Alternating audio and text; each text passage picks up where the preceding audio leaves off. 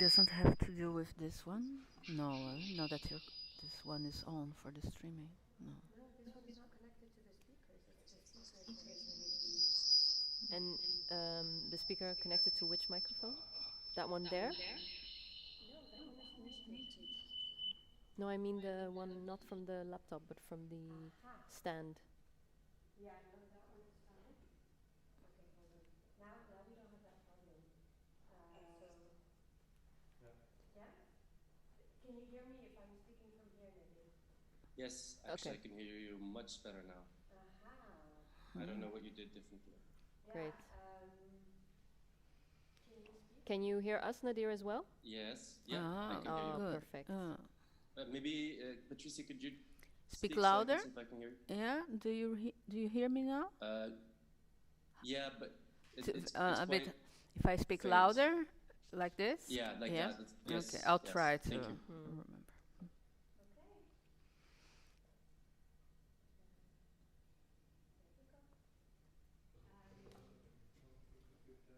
Diana, could you just check if there's anyone else in the room?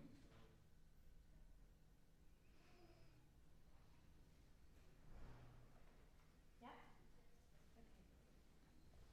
So Nadir, I'm happy you're with us like this, but I'm here. And I'll show you the audience in a little bit. Hello everyone, welcome, thank you for joining us today. We are extremely pleased to be able to get together, even if everyone's seated quite far away from each other. I'm very happy also to have the collaboration with the Museum of the Lakenhal Museum with our festival Lakenhal for our 12th edition. I would love to introduce our guests for today for this very exciting event that we've been working on for a while now, that is ingrained and part of our bigger festival program, because this year we're focusing on climate injustice. And what we wanted to really focus on when we're talking about the climate crisis is how differently people experience it, depending on class, gender, location of the earth on the planet, and repercussions that are completely different, let's say in the global south than it is in the north. Therefore, I'm not going to take too much time introducing everyone. I'm very, very, very, very happy to introduce our guests for today. We've got Nadir Bouhmouch that's joining us from Morocco via Zoom. Unfortunately, because of the pandemic, he couldn't be able to be with us. He is the director of Timnadin N Rif, the film that's also part of our session Decolonizing at House. If you had watched it, you will see parts of it as well. He's also the director of Amusu, which was selected in ITFA last year and was in Dutch cinemas. We'll be talking about it soon. So Nadir, very happy that you can join us. Can you hear Thanks us? for having me. Yeah. I'm very glad to be here, even though I would have preferred being there in person. Yeah. Thank you. And we have Patricia Ribas that's physically here with us today.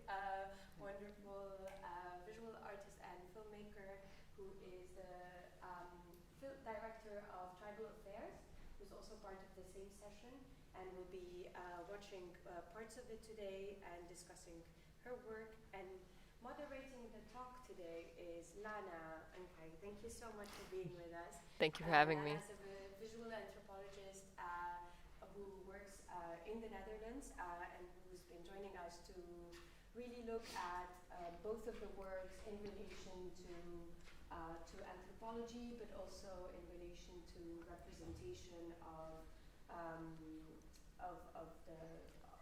the different struggles that are showing in both of the films.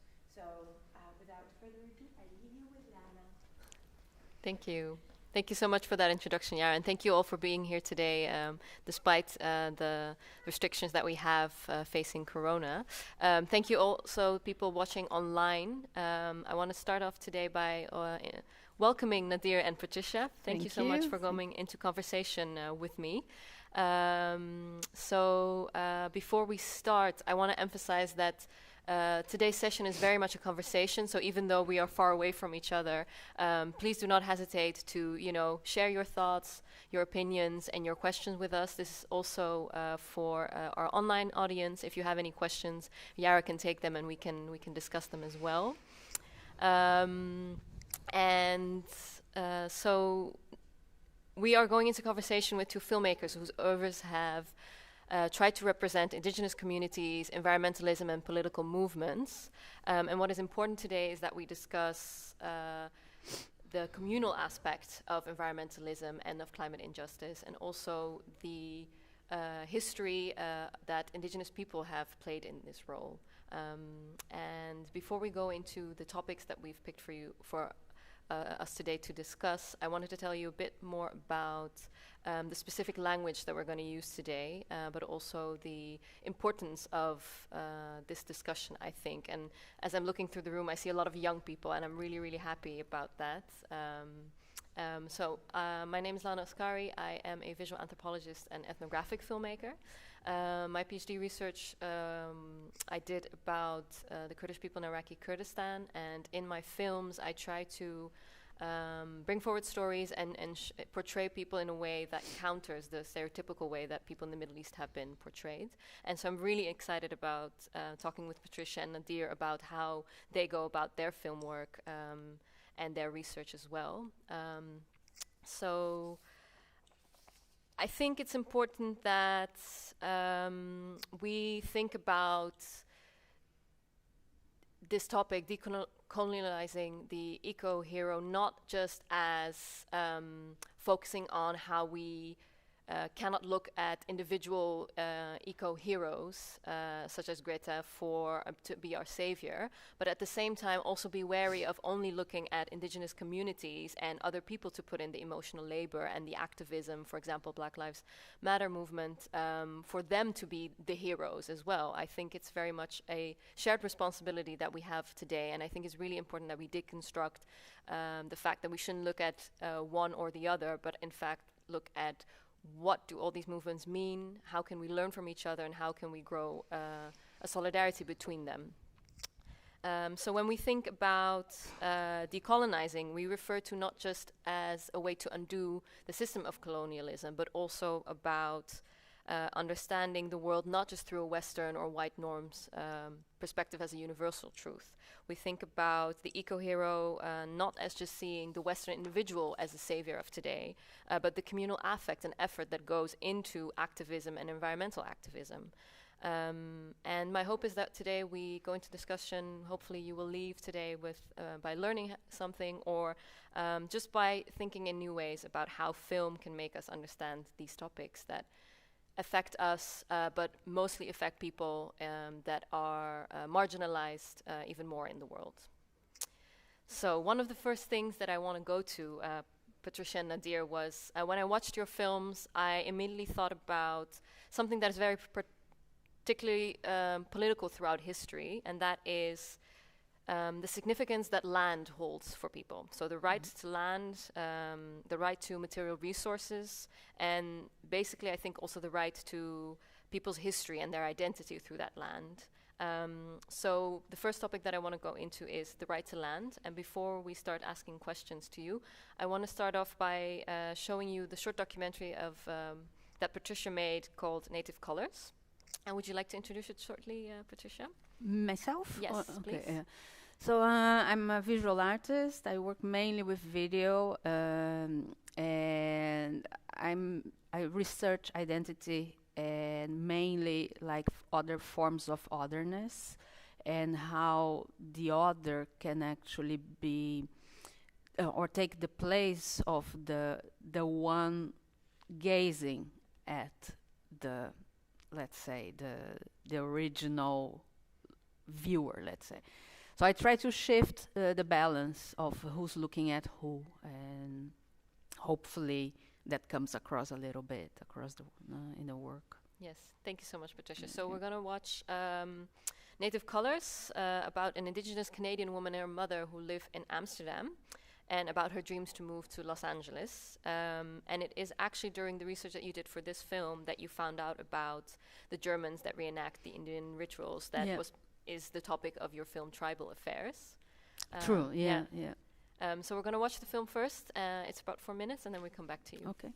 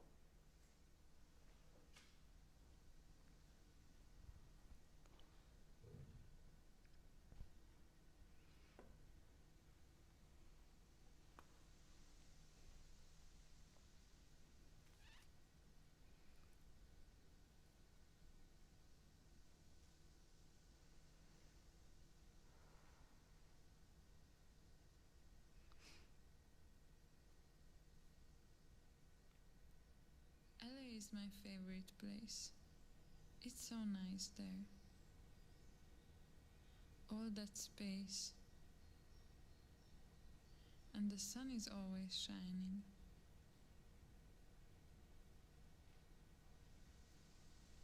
We are saving money to move there. We've been there twice already, and every time we thought that it was our place. We will first look for work as nannies or dog walkers.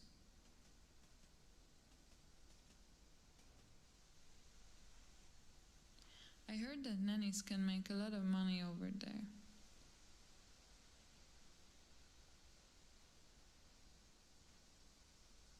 But my dream is to be an actress.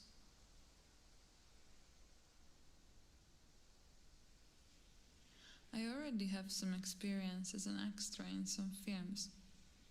And I also participated in a reality show where the mothers of some guys tried to find girls to marry their sons. It was a lot of fun, and we even went to Paris to film there one weekend. The production people wanted us to have fights in front of the camera, but we couldn't.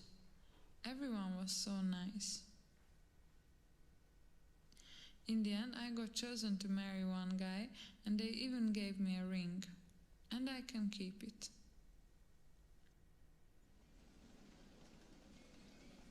The weather in LA is great. Last time we were there, we saw Courtney Cox talking to her maid. For now, we are doing some jobs and saving money to go.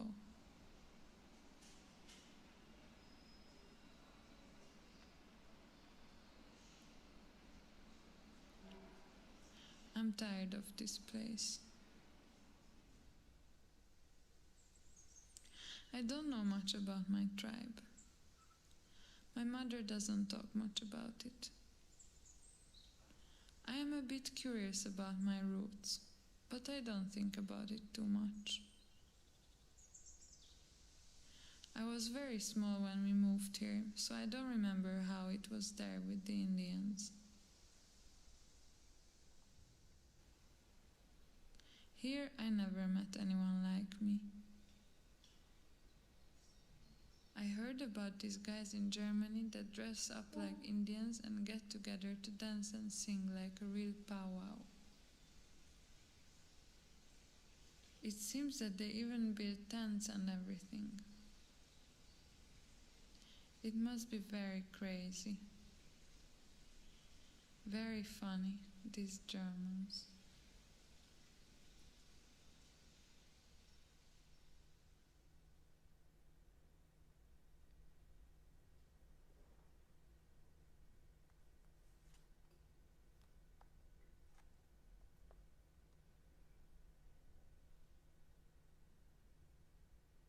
Yes. Thank you so much, Patricia. I wanted to start with this film, and actually I was wondering, have you all seen Patricia and Nadir's film online or yesterday? You have not. Okay, so I think it was a really nice way to start off the conversation, because we see, maybe you can tell a bit more about the main character in this film and how you then came about knowing about these Germans that enact these powwow rituals, and that was the topic of your film, Tribal Affairs, to contextualize for the audience. Okay, so this film was made during my last year at art school, and I was actually busy with my project was to do something related to the Dutch or the Dutch identity. So I placed an open call looking for pure blood Dutch teenagers. And Christina wrote to me and she said, well, I'm not pure blood Dutch or Dutch at all, but if you ever need me, maybe I can help you. So then we met, and she had a very interesting personal story, and her mother as well, and this dream of becoming an actress, going to LA and becoming an actress. And then I thought, oh, that's nice for maybe a very short documentary. And then we did some images. The text is mainly hers, things that she said. And during the research about Native Americans, but also I was looking more into Native Canadians, I found out about powwows happening in Europe, especially in Northern Europe, and mainly in Germany, where they have been gathering since the 1800s, or not gathering since the 1800s, but there's been this huge interest since the 1800s. And then people like Buffalo Bill, they toured Europe, and they brought performers with them. There was also a very famous circus that brought lots of Native Americans to perform. And Germans started then, first the children reenacting, playing Indian, and then later adults. So then while doing this research, I thought, oh, that's a fascinating thing to do something with it. And then I decided to go to Germany and see it for myself, film it, and really, really interesting, because I also think it's interesting because she reflects in this film on, not knowing much about her culture, and then finding it strange that other people who are not of Indian descent are actually, trying to appropriate maybe, or, in their own way think about these rituals or history. And it got me thinking about who has right to land, and does that right to the land also give you right to the culture, or does it give you right to use it in your own way? And I was wondering how this topic comes back to your film Tribal Affairs. Well, in Tribal Affairs, so I think like from Christina, what we see is like they come from a place that had a huge impact, like the reserve. So they didn't go too much into detail, but life in the reserve was not great. So then they moved to Europe, and they also find themselves in it's not their place, as they say. And in Tribal Affairs, it's their land, so it's in Germany, and they live there. Mainly there were also people coming from other countries. There was a guy I tried to speak to from Poland, but mainly other Northern European countries. And these people, they have a very different view. We have a very different view of who has the right mainly we're born and we don't have, we don't own the land. We need to get a mortgage or something to own something.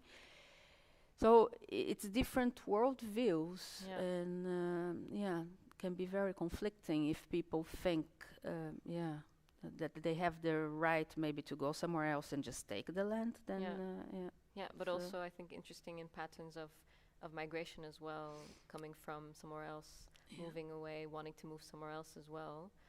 And I wanted to bring back also this topic of the right to land and what it means to have that to Nadir, actually. Nadir, can you tell us more about how, when thinking about the topic, having the right to land and material resources and your identity through that land, how that plays out in your filmmaking? Um, for me, land is essential to autonomy and to sovereignty. Yep. So once we're alienated from our land, we not only lose that political and economic autonomy over our own lives, it becomes something that's controlled from some sort of central power, which is now mainly the states, which is doing this, but to some extent also corporations are doing this, where they're centralizing and concentrating land as part of their capital, if you want. And this essentially has cultural implications because once you lose the land, all the culture that was inspired from that land is now lost. Yeah. If you destroy a forest, you destroy the poetry about it. If you destroy the poetry about it, you also lose the forest. Because that the culture, these local cultures, these local indigenous cultures that are actually used to be, if you look back about 400 years ago, about 2/3 of the global population were non-state peoples, or in the mainstream narrative, they'd be called barbarians. And this included Europe. Yeah. And I think in the process of industrialization, that rationalism that came with industrialization, this idea that we have to really categorize and control nature and control society is what I try to criticize in my films. Yep. Because in my films, I'm looking more towards decentralization and looking at local autonomy and trying to make sure that the cultural or artistic language that I'm using represents that local culture, even if I'm using a contemporary medium like cinema. Anyway, I hope that's somehow clear. Yeah, no, definitely. And I think what I also want to do now is go a bit beyond, you're portraying in your respective cultures that you filmed with. But I wanted to bring also the right to land back a little bit to the local context here in Leiden in the Netherlands, because I think right to land is not just about indigenous rights to land, but also about injustice in socioeconomic background to land and housing, for example, in urban areas or Western countries. So I was thinking about how we have a housing crisis in the Netherlands. Actually, not everyone has the means to live sustainably. Not everyone has the means to live in the way they want, and I think this is also not only an issue of indigenous rights, but also the indigenous rights that we have as citizens of the world and as citizens of living here in these cities and in the Netherlands. And I'm not sure if anyone in the audience wants to share something about a right to housing or right to land with us. If there's anything coming up in the coming hour, please don't hesitate to share.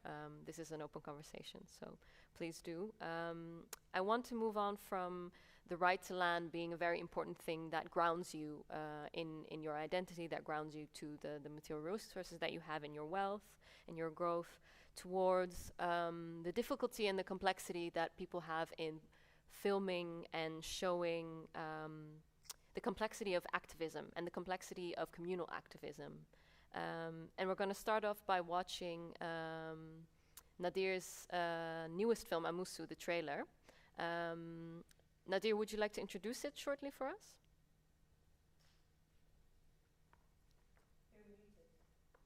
And perhaps you can include also Amusu and then your film that was in this film festival, Timnadin. Sure. Actually, Amusu, Paradises of the Earth, and Timnadin N Rif are all related. So Amusu is the film that we set out to make in 2016 as collectively as myself, a small team from Marrakesh, and the villagers of Emeta, who were the producers and creators of the film. I'll go into that in more detail, I think, later. And Timnadin N Rif, as well as Paradises of the Earth, were offshoots of this long-term project, in the sense that Timnadin N Rif was also produced with the movement, and as a response to the Hirak uprisings in the north of Morocco.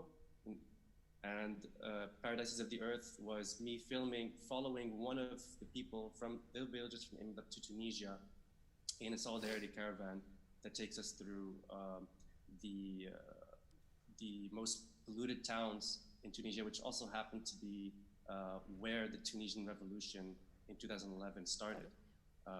And this link between the environment and these revolutions in the MENA region, it's very rare that people make these connections, and I think they're very relevant. Yeah. So. Great, thank you so much. We're going to watch the trailer of Amusu.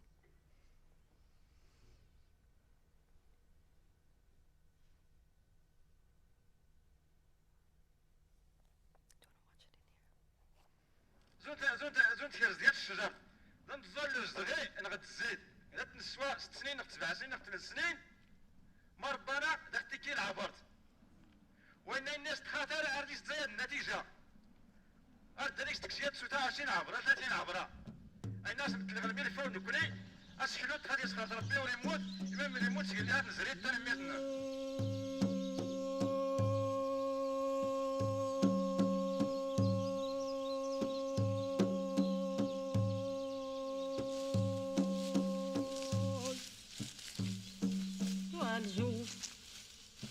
كتنجف في الله تدغيا في اللي غالي يدير نقنا ما اللي تخدمت الزاك تالي جا الجفاف الله ما يدوم السخون نسطو تصعي وتكدين رقي اتي شويه طرف ديال الصحم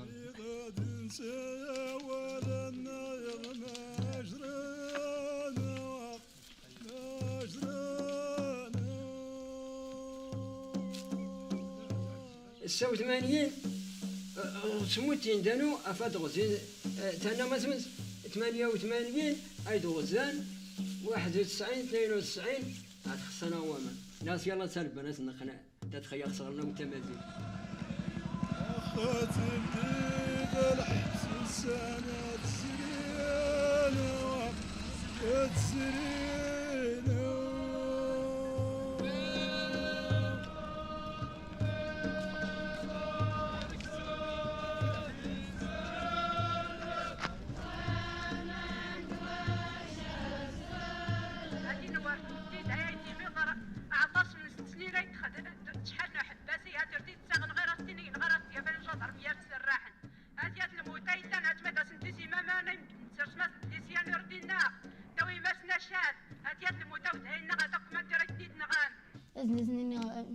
سنتون مجتمع يورسن السيرة نقرص الغرنة اللي يقالنا الغرنة اللي مشان سكش مخنا دارين زنت داس تقولوا ميوت كان مثل زودة نتفا أنا غادي يسين غير سني غمي الدور اللي يسني داك تما زيرت نغمي الدور ديك سني اللي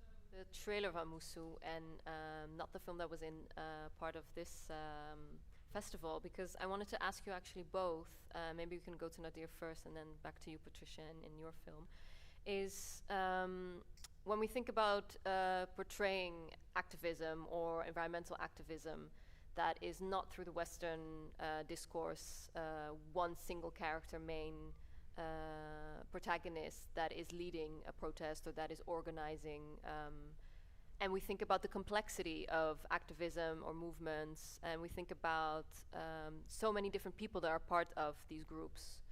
How, as a filmmaker, do you go about making choices in making your film, in representing, or what choices do you make as a filmmaker when you know there's so much complexity in the group of people that you work with, and how do you then relate that into the filmic aspects of it? So maybe Nadir, we can talk to you first. We've seen the trailer of Musu.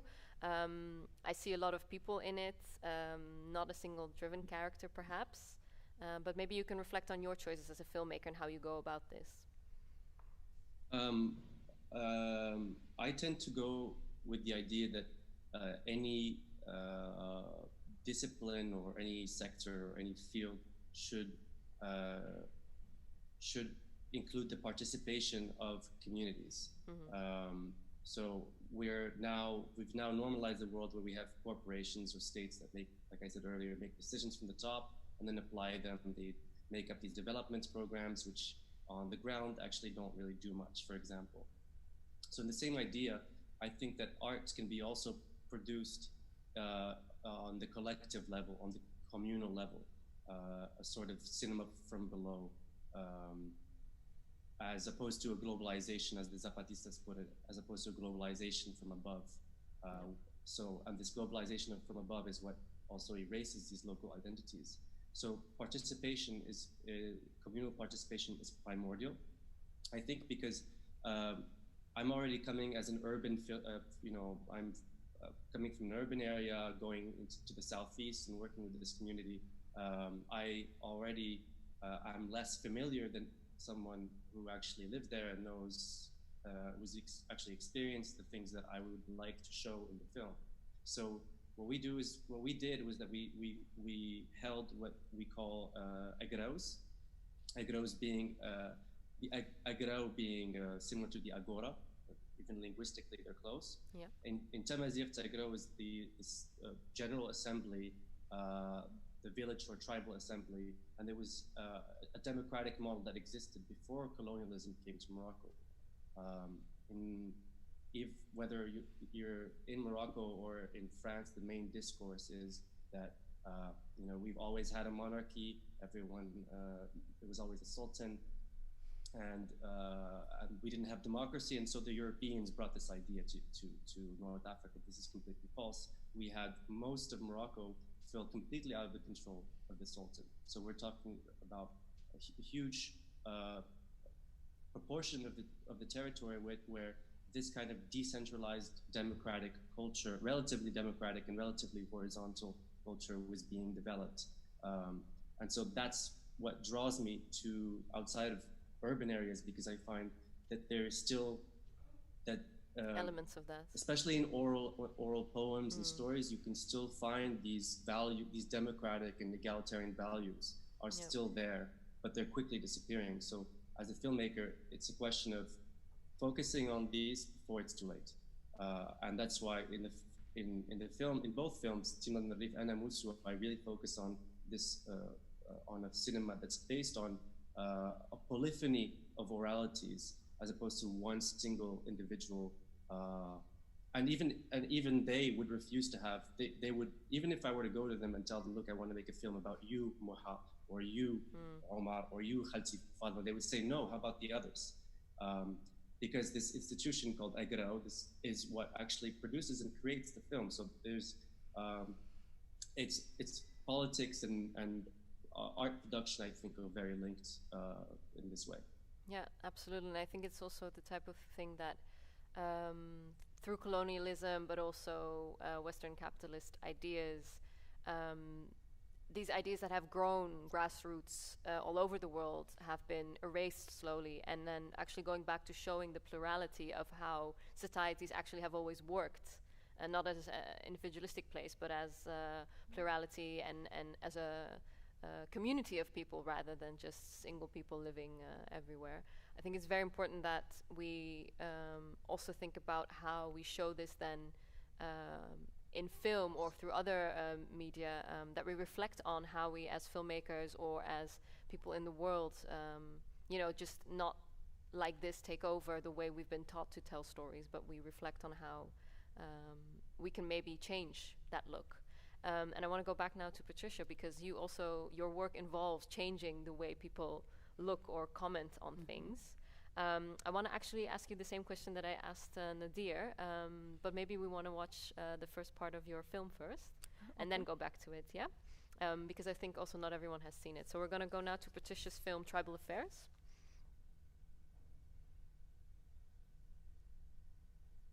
Pa, hekwapi waika. Hekwapi waika.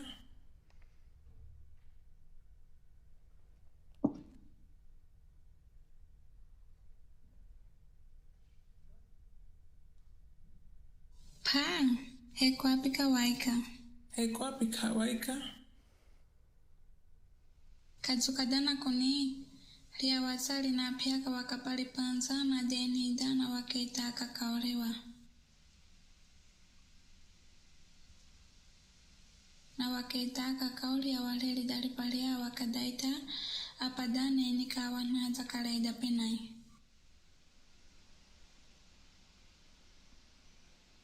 Nukapeni saa pada penai ichizwana neni. Na ichizwana ipaka ruka kuwaka hipali na. Kazu? Imanema kakuzaza liko. Mesa, na papa ihanipeka.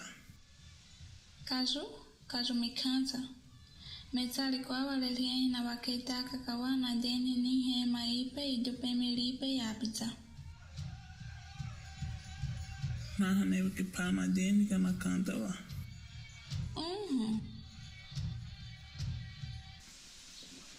Ayaha na machata hapa ni tawane wakaipeza toa. Kapasa hapo maina zo. Kazu, ana apada wachana itamare. Kuada sama tamata na. Karusa wane nika kuada kapanza. Wale usa wane paka machari nako. Uwa makadawa kaitika kwa meka we maka. Nali usa na atanyeta kawaka zo na pesa taiperezo. Nete na deni kazo wanai kikazo. Hapa idali deka. Na neni tapanza kwa meka pe paka papeza gete idali. Meta waliu katsa wakaite paka na liu ikame katsa we maka itaitali izo metakalie kwapi.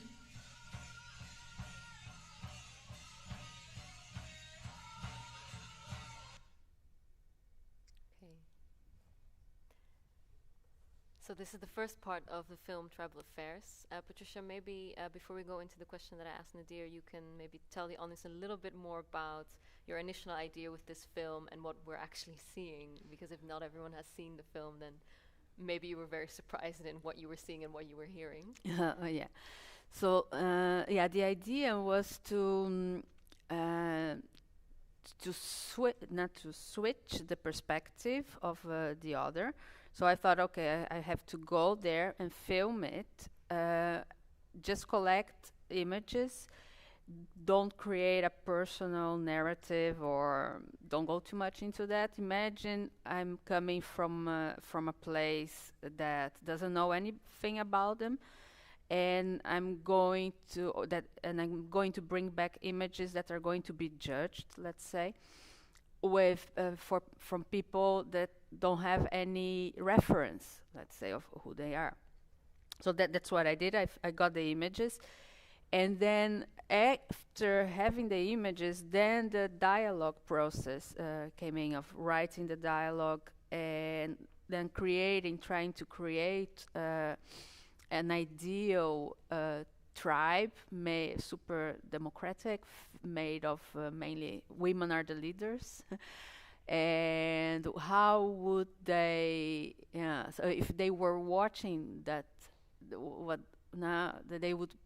my idea was, okay, if they are so serious about their hobby and they say they love nature, and so maybe that can be put into something more useful, like let's do something for the environment, let's support causes or something, or join the indigenous people's movements.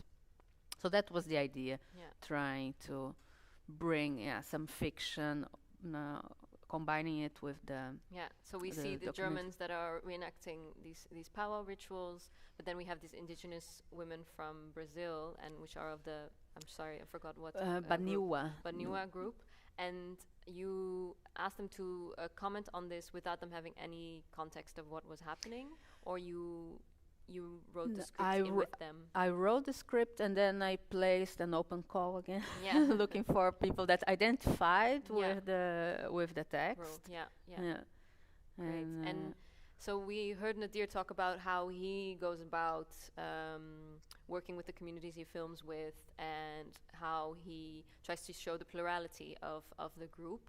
Here we have a group of people that that is not contextualized, and then we have two women, obviously two different voices speaking, and it's obvious they're indigenous women. You had an open call. How did you think about having two women in this position, and how do you go about in your filmmaking about showing this plurality or complexity of communal efforts? I was thinking because I was thinking of not making a very long video, because the images that I collected were one type of image, and how can I make it, as the Dutch say, kort maar krachtig, so as short as possible, but with like some message in there. And then I thought, if I put too many voices, then maybe as a viewer you will lose like the dread, or the line, forgetting the words. Sorry. And then okay, so maybe two women like commenting. So one made the images, the other one is like watching it for the first time. So that was the idea. And I actually want to ask the audience, is anyone familiar with these German powwows? Has anyone heard of them? No.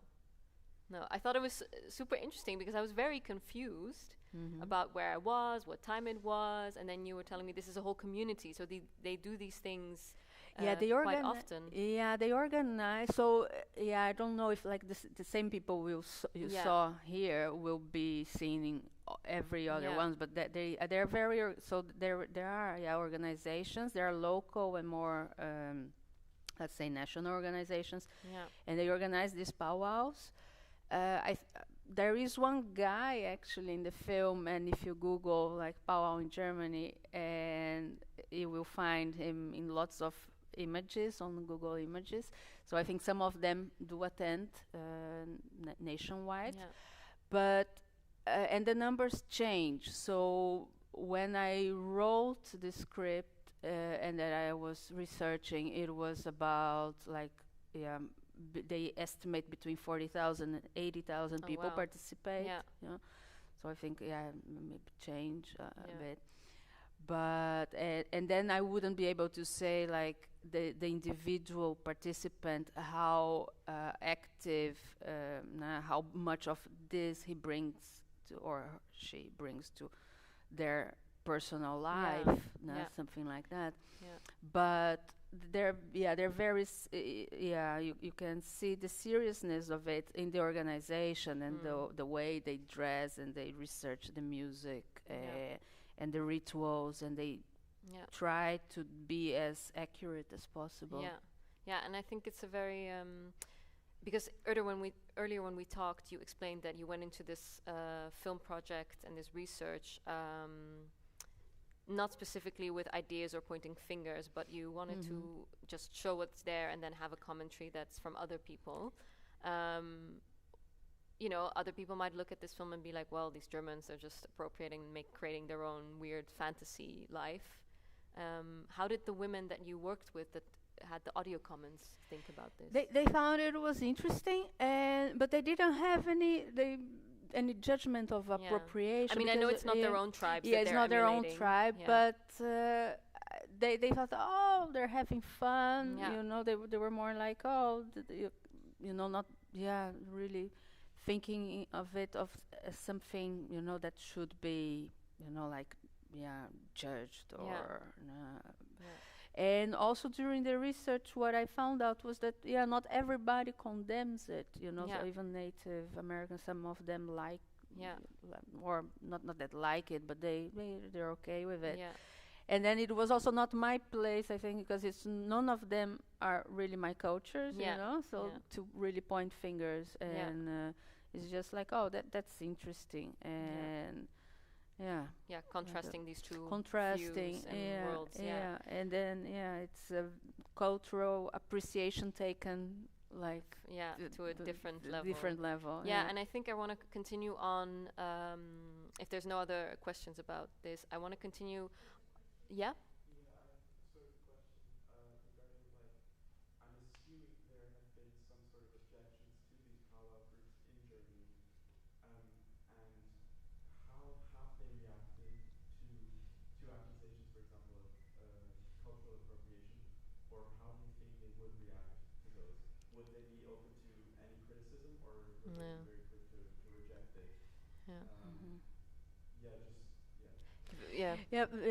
From what I've read, mostly, because I really didn't speak with them on a personal level about. But from what I read was that there has been also some criticism, but they defend it. What they do, saying that they are very true to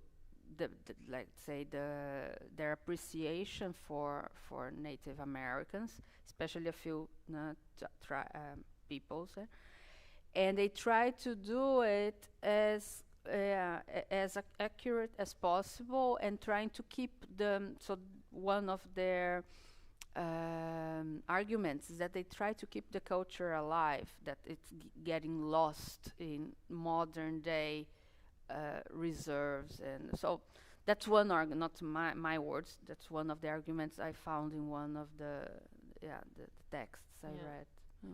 I think we're going to come. I think it's a really important question, because who has the right to, show this or recreate this? Because even though they're trying to be authentic, of course they're changing it. No matter what. But I think we're going to come back to this question when we think about the audiences that you had in mind when making your films and how it was received. So we're going to come back a little bit to how this film has also been received by people watching the film, which is important. I wanted to continue on the very interesting that happens in your film, Patricia, where there's hope for solidarity between these two cultures, and there's hope for using the skills sets that these Westerns have in the fight that the indigenous people have in Brazil. So I think this is a really interesting topic when we think about, earlier when we introduced the subject, of course, it was about, yes, decolonizing the eco-hero, but at the same time, we can't just only look at indigenous communities or local rural people to be the heroes of the fight against climate injustice. Of course, this takes a lot of effort and emotional labor as well. So it is a shared responsibility, in fact. And I really like how this film kind of goes towards that. And thinking about the shared responsibility, I want to take the discussion a bit further towards solidarity between environmental movements. And before we go into those questions, I'm going to go back to Nadir and his film Paradises of the Earth, and we're going to watch the trailer first. You've introduced it a little bit as well before. So we're going to watch the trailer of Paradises of the Earth and then talk a little bit more about environmental solidarity.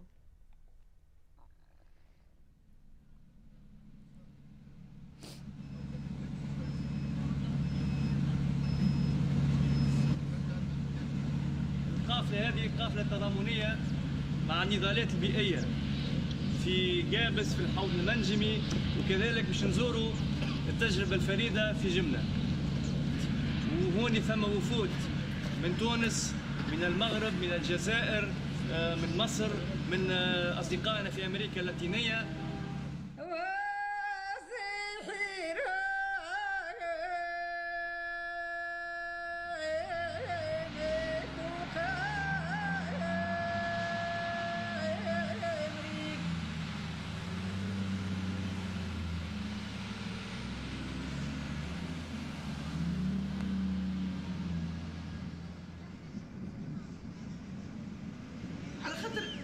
30 سنة كي باش يخرج مش تخلي لك الماء باش انت تخمم في حل اخر، وبعد 30 سنة كي باش يخرج مش تخلي لك حتى امل في الحياة، حتى نتاع انك تجيب ماء بحر وتحليه.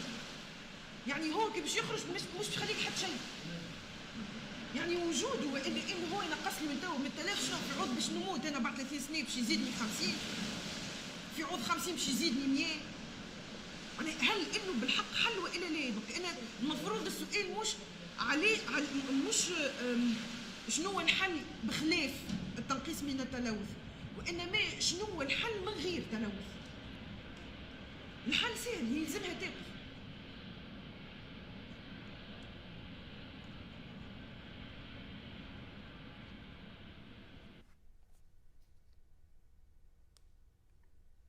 And we're back. Thank you so much. We said environmental solidarity. I think the trailer of Paradise of the Earth really shows us what you meant earlier by saying, you know, solidarity between these different movements, whether they're political cause or environmental cause.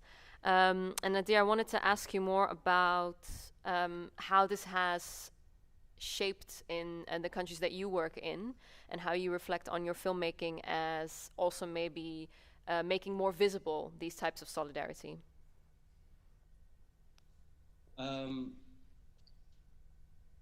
Honestly, I don't think I've done enough to show solidarity, except for this film. Oh, well, actually, that's not true. Timnadin N Rif is also about solidarity. Yeah. And yeah, I know that's not true. In all you all did three it. of the films, Yeah. there is solidarity. But I do think it's important to make those connections with other places, because that's how we allow for sympathy to be constructed. And if you're like me and you're an internationalist, I think that if we do want to, I don't think a revolution is only possible, for example, in Morocco. For it to succeed, we would need a revolution in the US, in France, in Senegal, and a lot of places at the same time, because we all know what happens. Even if we were to go out in the streets tomorrow here and say we want an end of this regime like they did in Egypt, tomorrow we'll find the military was funded by the CIA and now they're in control. So I think that building this solidarity across borders and across provinces is it should be included in our work, even if it's hinted at. Sometimes it's not. You can't really focus on, like, for example, on Amusu, you can't really focus on solidarity, but you focus on a sort of communal solidarity first, and then you make these connections with other places. But they're very brief, but I think they're very necessary. Yeah. Yeah. Thank you so much. Yeah, and I was also thinking about, in line with your film, you know, international solidarity across cultures, and maybe also people have different ideas of what it means. But I mean, let's see here. Who of you have been to an environmental protest or for climate justice? I think almost everyone. So this is great. What do you know about protests around the world? Do you know if they're happening? I guess, yeah, probably. Who are these people? Yeah, I think it's we know it because we see it on the TV, but how much do we actually know about how it is affecting people in their local places? Because we can say here in the Netherlands, okay, yeah, climate change is real.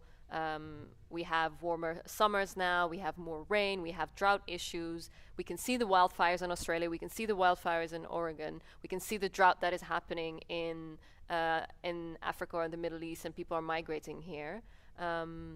But I think we are not so much informed about how much it affects us all and how much we can actually learn from each other in terms of, you know, engagement, resistance, you know, collective engagement in those terms. And I wanted to make sure that we see Nadir's films as part of, you know, making more visual that also in other places these types of protests happen and there is these types of solidarity between them, even though these are people that might not, agree on everything or necessarily meet and see each other, or in your film where people that might never meet each other,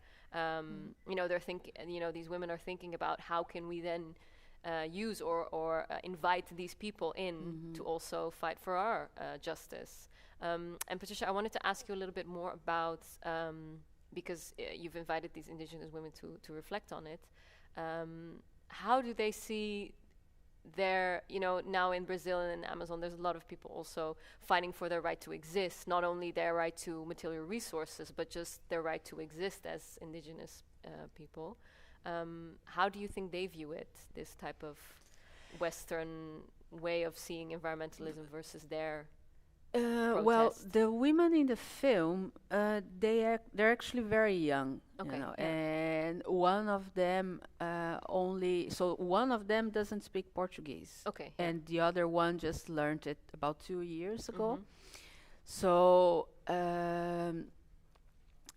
they are. So when I ask them, they are like, it's important, but they are not.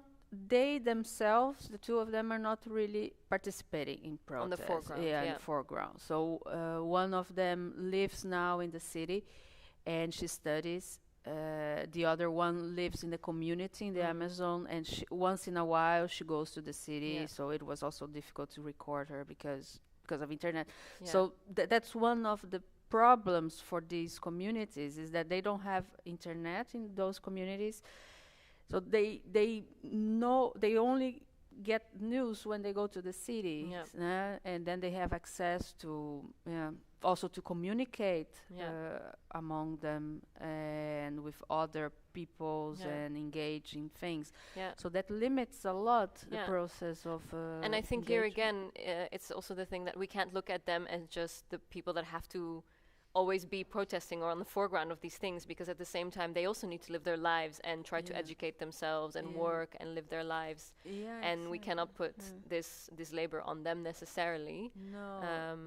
But and also it is interesting because I think we also tend to romanticize too much, like people who live in the jungle, and they have also some of them they want to wear jeans and drive nice car, and they also have other types of problems that we encounter too.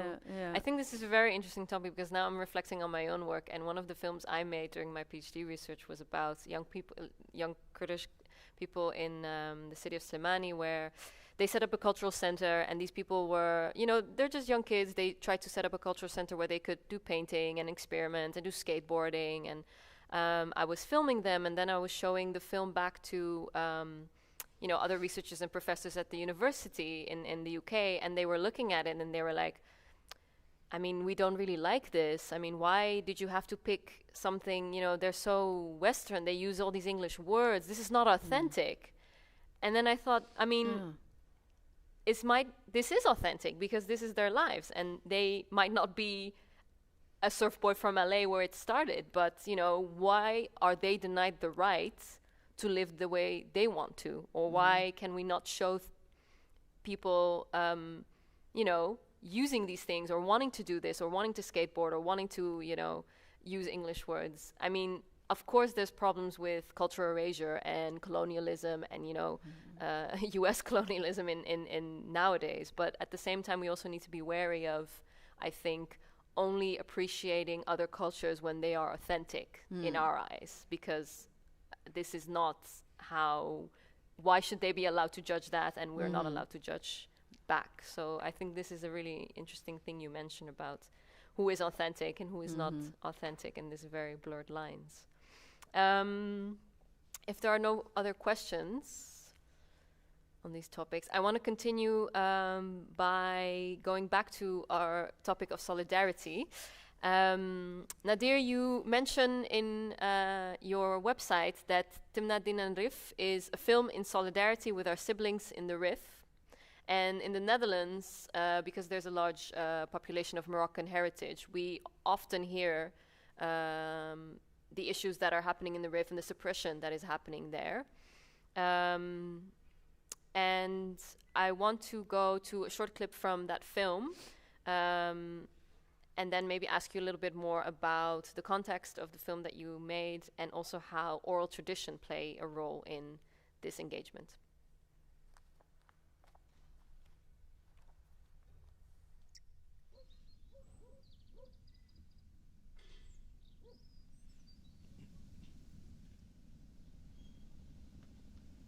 سيدي مكوسن على الجموع أري مكوسن مولاي محمد سيدي تمسن إيديا دايت مسن عمر خال خيزب سيدي مغناس النميضر أري مغناس الريف ساشا باسمي البتوي وليون يا دين المدي بريالي كغيفي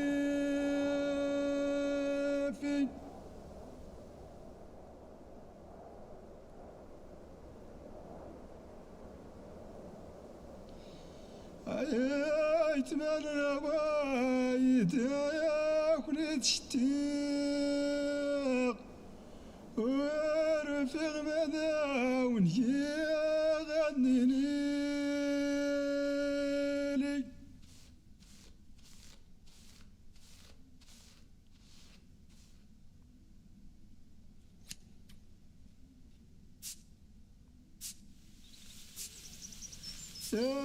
وزيدة الصبر على اليقين تسول ربي التاوي العفون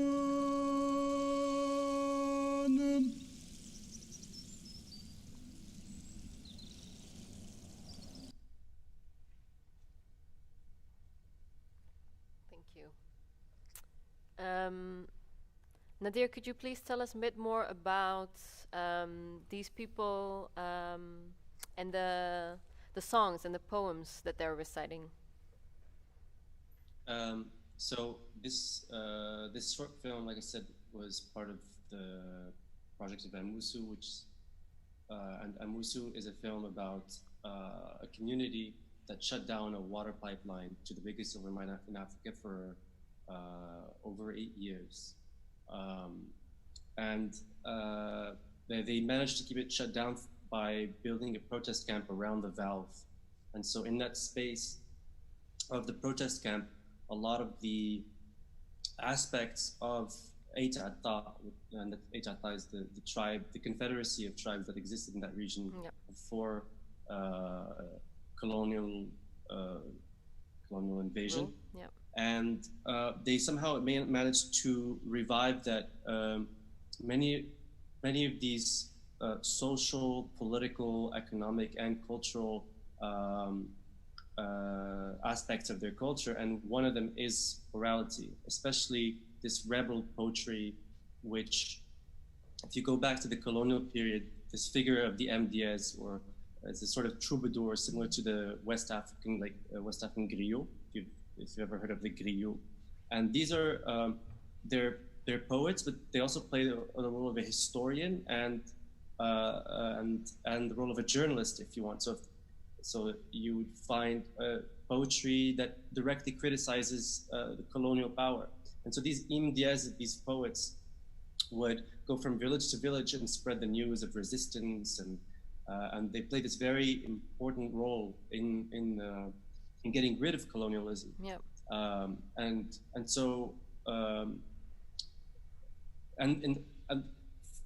this is to compare it to how orality is framed by the Moroccan states, which is to folklorize it, to make it into this sort of touristic thing where, you know, people come from Europe and then they set up a dance troupe for them and everybody claps, and they sing about love and thank you the king and things like this, and it's over. But these have been storytellings of movement and.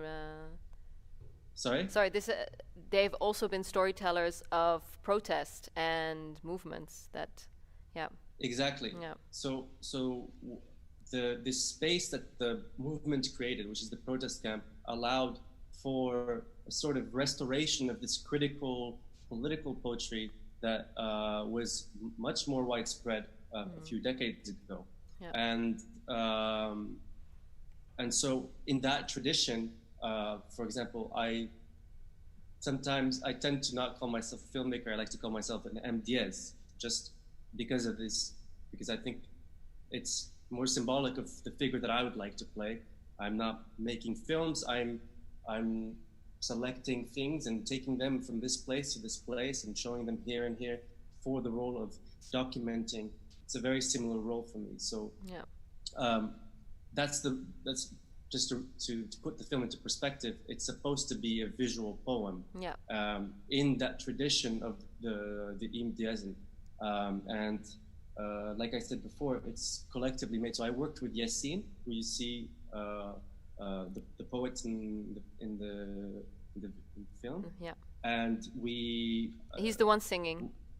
Exactly. Yeah. So I kind of just gave him what I was looking for. And then he kind of, I wouldn't be able to create that type of, it's a very specific genre so Timnadin is a very specific genre of poetry from the southeast of Morocco. And it's basically, Timnadin is actually the plural for tamnat. So tamnat is like a haiku, it's like a very short poem. But then it can be combined with a series of other tamnats, and it becomes a Timnadin, which is the plural form. And these can form epic poems, which can. So we learned two things today: Tamnat, a short haiku, and Timnadin. That's the collective.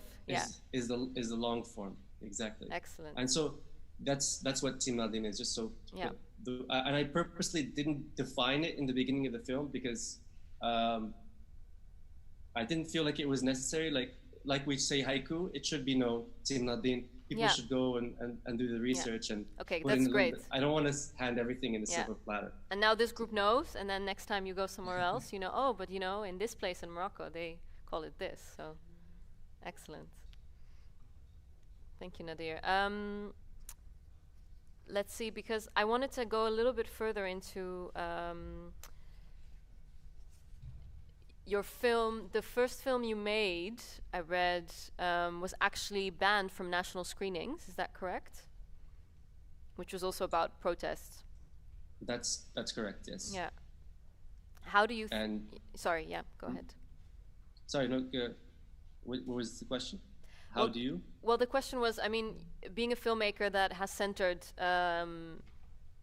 political movements as part of the topics that you film, how does that place you as a filmmaker in Morocco? It's not easy. I don't have an official filmmaking card because we're supposed to have these cards, and I don't have a production company. You're supposed to have a production company, and I don't ask for shooting permits, and you're supposed to have shooting permits. And then I don't ask for screening permits. But then they also gave me one for Amusu. Yeah.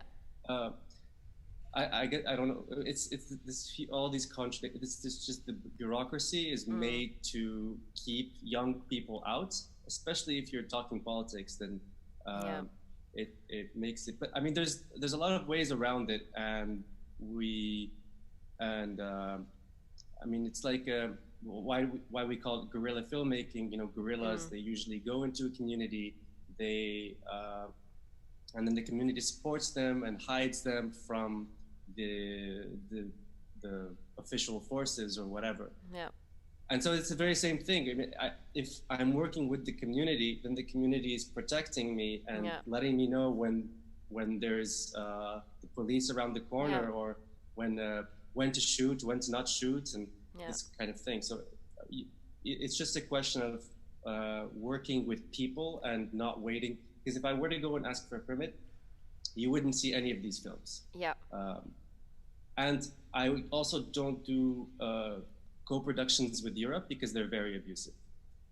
Because you're stuck as filmmakers in North Africa, actually in most of the formerly colonized countries, you have the choice between getting state funds or funds from European or North American institutions. So you're stuck between, okay, I can be critical, but I have to follow certain a certain politics that goes with, for example, if I were to get EU funding, that goes with EU policy. So they would say, well, you have to focus on these subjects. Yep.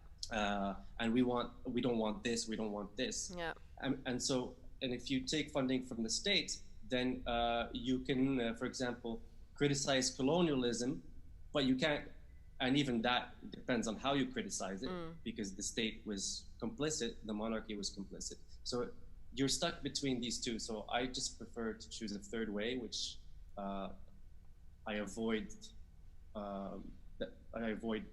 taking advice from any of these, or taking guidance from any, or the authority of any of these, because that's what I think is the most truest cinema for me. I think you put it really nicely, because I also wanted to emphasize, you know, what you just talked about was, rather than seeking authority from the state, you seek authority from the communities that you film with. Exactly. And they agree with you, and that's why they let you film. And as long as you have their authority, you're safe, and then your research is important. Yeah. And how? Exactly, because the usual formula is that you get funding from the state, or from you're working with some European co-production company, and then they tell you you're going to go there, and you get permission from them, but then you go, but not from the community. So you might actually work with one or a few subjects, but the whole community would be against you otherwise. But you actually come with the same violence and authority that a state tax collector would have in a rural region in Morocco. It's the same kind of authority, I think. If I were to come with a camera with authority from the state and say, look, I have this paper, I can film here, they would resent me, because that's not how our society works traditionally. It used to work from the bottom up. So that's very important. No, and I think it's a very important thing as well for any filmmaker or researcher. If you go and you do participant observation, or you do research with a community, you seek the approval of that authority that they have as a community, rather than, I mean, sometimes it's necessary, especially if you're not from there yourself, to seek some form of approval from somewhere else. But I think this is a very interesting topic as well. And Patricia, maybe how do you go about that in your work? And how is it maybe in the context, if we look at Brazil, for example, under the repressive government that it is in now? I mean, part of the film festival as well was the short film Battle, which talks about the fight and the political tension that is now existing in Brazil. And I wanted you to reflect a little bit on us from how does that affect you as a filmmaker, and how do you go about doing your research in these times?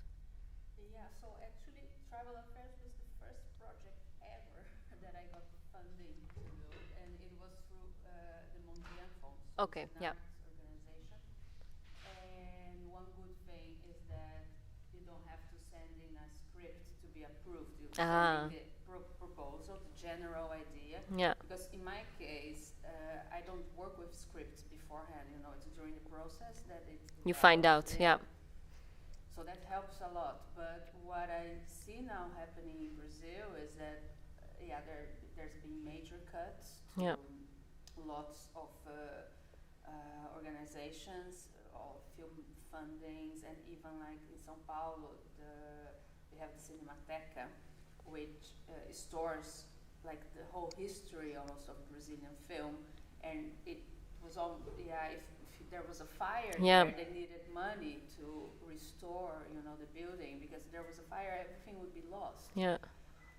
So it's so precarious, and there is like the government is just making things worse and more difficult for everybody. It's really a challenge if you're there. So I'm not for the short future. I don't have any plans to apply for anything there. I think it will be here. From here. Yeah. And I would like maybe in the next year or two to do one project in the Amazon. I'll be applying here. And you feel like there are some funds here that are not as restrictive as Nadir might put it, I think for the arts, it's more very flexible. Okay, yeah. So you go through the arts and not filmmaking. Yeah. For now. Yeah. For now, yeah. Then, and especially the way I work, it's so organic. Yeah. You work through the material rather than having a script before. No, very. Yeah. No, and I think that really is in tune with what, as a visual anthropologist, I would work as. I don't make a script. It's a documentary that I make, and you film with the community or you film with people, and then through the rushes you see what the story is, and you see how it takes shape.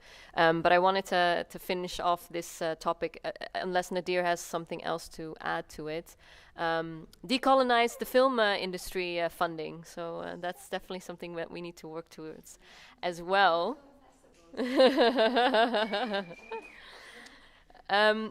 I'm looking at the clock. It's almost 5. Do we have some time, or? No, we have about 5 more minutes. 5 more minutes. Okay. So I wanted to close up then quickly, because we have one more topic that we wanted to discuss today, and that is the topic that actually relates us to the place that we're in today. It's not just any place. We are hosted today by the Lakenhal Museum in Leiden. And in the preparation of this event, Yara and her colleagues from the film festival, they thought about how the museum here, they have the exhibition at the moment going on about the pilgrims that stayed here for 11 or 12 years in Leiden and then moved on to the Americas to colonize the land there. And in light of that exhibition, also is it all right now? Yeah. So in light of that exhibition, also the museum in relation with the film festival wanted to reflect on, okay, so we have a history here that's talking about fleeing, wanting freedom and fleeing from prosecution, and then coming here in the Netherlands and then going to another country to look for freedom, but then actually by going to another land and finding freedom yourself, you take away the freedom of others that live there. So freedom at the cost of others was another topic that we wanted to discuss, and we don't have much time to go into it now at the moment. So I'm gonna go very, very quickly into asking you both about, if we think about freedom at the cost of the other, we think about the films that you make with Indigenous people, but also people here in Europe that are finding out their identity. We're thinking about Nadir's films that talk about the repression of people, but also the positive and engagement that they have with trying to shape their lives as they want to. I wanted to ask, maybe this is a difficult question now, but how do you go about with that's a difficult word to use, actually. I'm going to correct myself here. What did you have in mind when you film for the audience that you intend to create something for? Is it for yourself? You say, you go through a process and then the product comes out. You work extensively with the community together in collaboration. How do you think about, and what kind of choices do you make when you think about the audience that is going to see the film? And then now my final question that kind of goes back to your question is, how do people and audiences react when they have seen your films? So I want to maybe start with Patricia and then we go to Nadir. Do I have to use this one as well? Yeah? Okay. So it is for me a process, and I'm not thinking in the beginning too much about the audience. Mm-hmm. It's like it happens, and then at the end, the audience, then the first audience is always the Dutch audience, and then it goes to other places. But the first one, is the Dutch audience. Does that also have to do with the funding that you work through? Yeah, and also because when if you work on something. And many times when you ask for funding, you already have to have some kind of plans. I'm going to work on this idea, and then I'm going to show it somewhere to kind of reinforce, the proposal. Then, that's how then it starts. And gosh, what was that? It was how did the audience react when they ex- see your yeah. film? Your film So is for screened at instance, film festivals yeah. as well. Then, for instance, Tribal Affairs, it was mainly the Dutch audience then reacting to the Germans. They go like, oh, of course, you know, or you know, like, or you know, really. They're such colonizers. Yeah, not us. And also like, of course, had to be German. Yeah. So this type of comments, and for instance, in Brazil, people have been saying, oh, they were like, oh, so cool that they have fun, because you know they have this idea that all Germans are so hard workers and serious, you know, and oh, look, they do these things. They do these things, yeah. And so yeah, that's the feedback I had. And for instance, it was also shown in Russia, and there, at least from the questions that I got, was more about my own, not so much about the Germans or the Brazilians, but my own ideas, if I thought it was really possible to change the economical systems of the whole world, you know, like that. So that's so interesting. Far. Yeah, really and interesting. when we talked before, you mentioned that your film was also screened in some places in Germany, and that you felt a bit that there wasn't much commotion actually there. Yeah, I think maybe also they have seen it, or not this exactly, not like shown it like this. But they know this exists. They know it exists, and they know that there is criticism in some parts, and they. So like I didn't ask for permission to film. I just went there and sat and I said, let's see, you know, if. And at one moment they had a ritual that they asked everybody to turn off the cameras. Okay. Yeah. But there were other people filming, photographing. So I think it is, you know, like something, that everybody knows. And does it attract people as well to go and watch, or? Yeah. Okay. There were, yes. I think this was a small one. It's a small event, but there were some people there. And like also wanted to attend a bigger one, but then I was too late in organizing, and that attracts like you know. And they also have something very interesting. That's the Karl May Festival every year, close to Dresden. Okay. And that also attracts lots of people. Yeah. Fascinating. Yes. Okay. So we're gonna keep to time because it's already past 5, and I would love to talk to you guys more. So final question to Nadir, and he's gonna. We've talked about this before, Nadir, but when I asked you earlier whether you have a set intention for the audience that you create the films for, and how your audience reacted, you said first and foremost the communities that I film with. And could you share with us your thoughts on that? Yeah, exactly. I think the first audience is the community itself that we film with, because like I said earlier, that we should develop this more localized form of culture and think about culture locally first, and then you know, I don't believe in this sort of universal discourse that representation you or communication. saying, oh, you know, this auteur filmmaker makes really universal films about the human condition. Yeah. That sentence doesn't mean anything, because if I show a lot of these auteur films to Auntie Fatma from Emeda, she wouldn't understand a thing, and that just tells me it's not universal. Yeah. So I think the most universal is the plural, and so it's very important for me that the local audience is the first target, and then a regional audience, although we couldn't find funding to do mobile cinema caravans, and there's no infrastructure for absolutely no cinema infrastructure in the southeastern region. So we had to, you know, like build a DIY tent, and that's how we had the guerrilla style screenings on top of the protest camp. Yeah. And trigger warning for vegans. We also. Oh no, the last minute. Nadir, unfortunately the internet is breaking up a little bit. Well, anyways, we have to wrap up. Yeah, can did I had great schools. Hello? Hi, you're back. Yes. Sorry, the last minute it's changed, but can you in one sentence share with us what you wanted to say? Yes. So, and then the international audience comes after, and it comes. I mean, North Africa is very important to. Anyway, I can't do it in a sentence. I'll just stop there. Local first. That's what I say. Thank you so much. All right. Unfortunately, we can't go into more of my questions. Is there anything else anyone would like to share?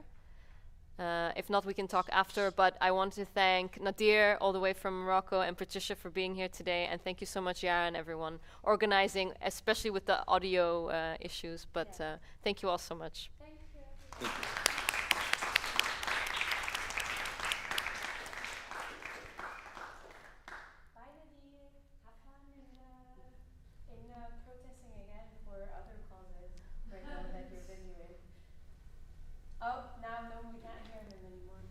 I said now it's a state of emergency here, so any 5 group of people that tries to protest something is like, gotta go. You can do it digitally. Go digital. Even that. It's a long story. See you. All right. Bye. Bye.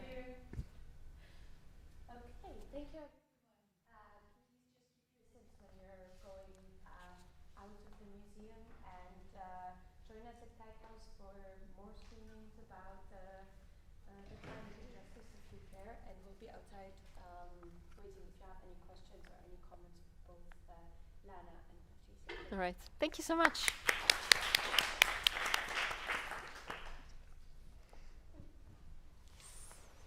I think we can take this out now.